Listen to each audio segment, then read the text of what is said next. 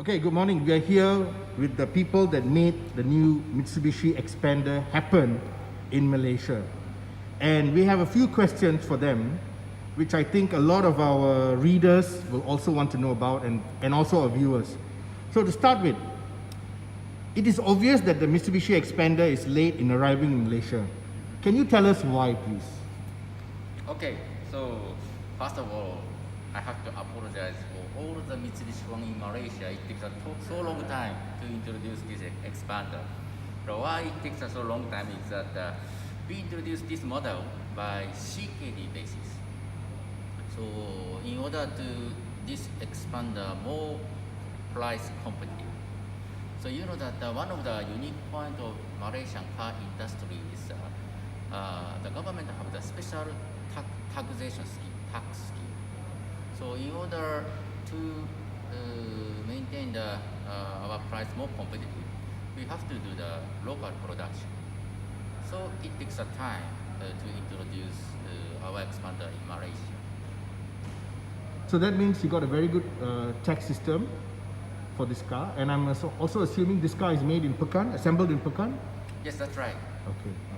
So now my next question is, with this expander just being released into the market in 2020, end of 2020, right? The facelift has already been talked about in Thailand and Vietnam and Indonesia. So will the facelift, which I'm talking about is the Expander Cross, will that model come to Malaysia anytime soon? Expander Cross, it's not a facelift to these standard Expander versions. It's a different derivative in terms of their variants, mainly due to the more SUV styling basis. So what we are introducing now is the latest enhanced version that was just launched in Indonesia the end of last year. So it's different from the initial versions that was being introduced in our neighboring countries.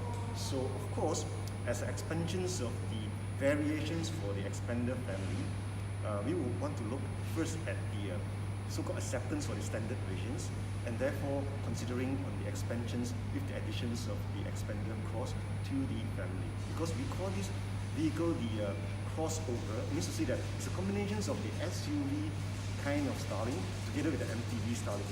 We think that this is a new or fresh kind of ideas to bring to the people who need space, and also the people who are accustomed to Malaysia's part more to passenger cars, to change or we call crossover to this kind of new breed.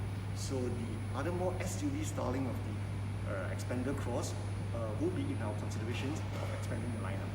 So there could be a possibility of the Expander Cross coming to Malaysia in the future. Yeah. Okay, good news for that. Okay, so this Expander has only one direct rival at the moment in Malaysia. So do you think your pricing is competitive enough to challenge or be a rival to that one direct competitor? I'm not going to mention the brand name. Malaysians already know this, but do you think your pricing is going to be attractive enough to communicate sales to your Malaysian public? Yeah, we think so. We believe so. So that actually, I don't say that exactly the name of the product, but our direct competitor is Japanese car brands, so like seven-seaters, SUVs, OMBV. So we believe our price range is competitive, so competitive compared to such our direct competitor. Okay, now I've known Mitsubishi for so many years in Malaysia.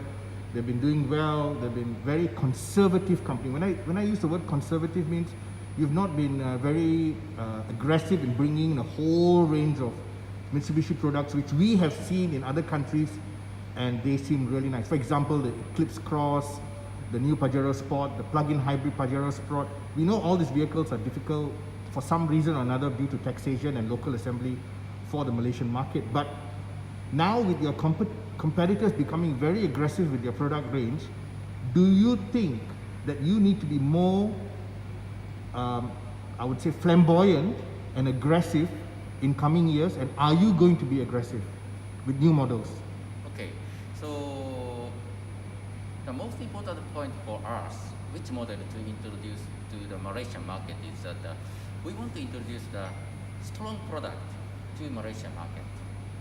And also, we should in line with MMC's total product planning. And you know that end of July this year, Mitsubishi Japan announced midterm business plan. Okay. So in that midterm business plan, Mitsubishi Japan clearly mentioned that we focus on ASEAN and also focus on the segment of pickup, MPV, and SUV. So our product lineup for the future is also in line with this strong strategy. So that means I can confidently say to my readers and viewers, good news is coming to Mitsubishi showrooms in the coming year. Of course. Okay, good. Thank you. Thank you very much, gentlemen. All the success with the launch of a new Xpander, and we look forward to the other variants coming in very soon. Thank you. Thank you. Okay, thank you.